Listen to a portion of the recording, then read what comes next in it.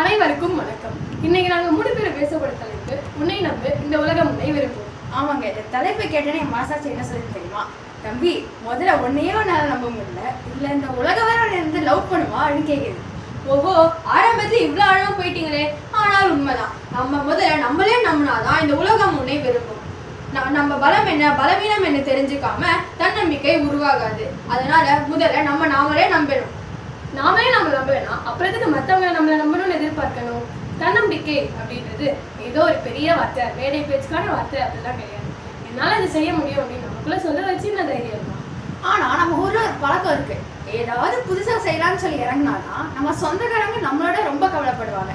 ஏண்டா இந்த தேவையில்லாத வேலை அப்படின்னு சொல்லி நம்ம கான்ஃபிடன்ஸே இறக்கி விட்டுருவாங்க. நம்ம வாழ்க்கையில பெரிய தடைகள் பல முறை நம்ம சுற்றத்தில இருந்து தான் வரும். ஆனா அவங்க சொல்றதெல்லாம் ஒரு கருத்தா இல்ல ஒரு ஆலோசனையாக மட்டும் வைத்து நம்மளோட முடிவை நம்மளே தான் முடிவு செய்யணும்.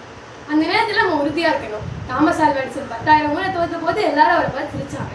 ஆனா அவர் தானே நம்பினாரு. தன்னம்பிக்கைனாலும் கடும் உழைப்பினாலும் இப்ப இந்த உலகமே அவரை கொண்டாடுது.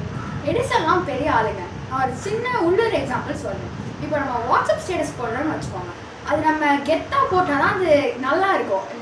4 பேர் வந்து சூப்பராக இருக்கிற மச்சா அப்படின்னு சொல்லுவாங்க.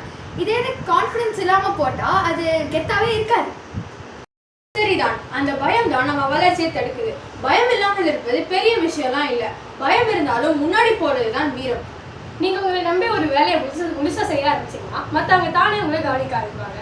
நீங்க அந்த வேலையை நம்பிக்கை இல்லாமல் செஞ்சா அது மற்றவங்களுக்கு வேடிக்கையாக தான் இருக்கும். ஆனால் அதே வேலையை நீங்க வெறியோடு செஞ்சா அது கெத்து. ஆமாம், இப்போ ஒரு நடனம் ஆடுறோன்னு வச்சுக்கோங்க, காடிகள் தப்பாக இருந்தாலும் நம்ம ஒரு முழு நம்பிக்கையோட முகத்தை வச்சு ஆடினா அது ஒரு அழகாக இருக்கும். பயந்துட்டே ஆடினா அது கோமாளித்தனமாக தான் இருக்கும்.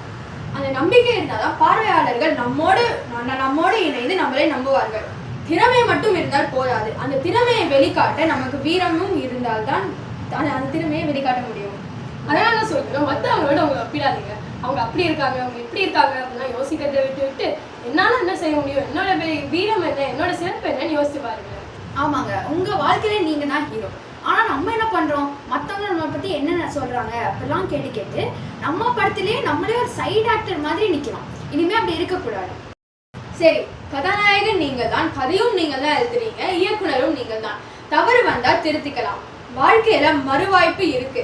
அதனால முதல் வாய்ப்பிலேயே வெற்றி பெறணும்னு அவசியம் இல்லை. உலகம் உங்களை மதிக்கணும்னா நீங்க பெரிய ஆளா இருக்கணும்லாம் இல்லை. உங்களால என்ன செய்ய முடியும் நீங்க முழுசா நம்பினா போதும், இந்த அகிலமே உங்க பின்னாடி வரும். அதனால தான் இறுதியாக நாங்கள் சொல்ல வருது இதுதான். மற்றவங்க உங்களை சப்ஸ்கிரைப் பண்ணணும், லைக் பண்ணணும், ஷேர் பண்ணணும் அப்படிலாம் நினைக்காதீங்க. நீங்களே உங்களை முதல்ல சப்ஸ்கிரைப் பண்ணிக்கோங்க. தினசரி சிறு முன்னேற்றம் தான் பெரிய மாற்றத்தை கொண்டு வரும். விடாமுயற்சி இருந்தா நம்பிக்கை இயல்பாகவே வரும். தோல்வி வந்தா ஏத்துக்கோங்க, வெற்றி வந்தா சந்தோஷப்படுங்க. ஆனா இது ரெண்டுத்துக்குமே அடிப்படையா இருக்கிறது உங்க நம்பிக்கை தான். இனிமே கண்ணாடி முன்னாடி நின்னா யாரா அந்த முக்கை அப்படின்னு சொல்லி கேட்காம யாரா அந்த சிங்கம் அப்படின்னு சொல்லி கேட்டு வீட்டை விட்டு கிளம்புங்க. அதனால் நம்பிக்கை என்பது ஒரு உணர்வு அல்ல, அது ஒரு தினசரி பயிற்சி.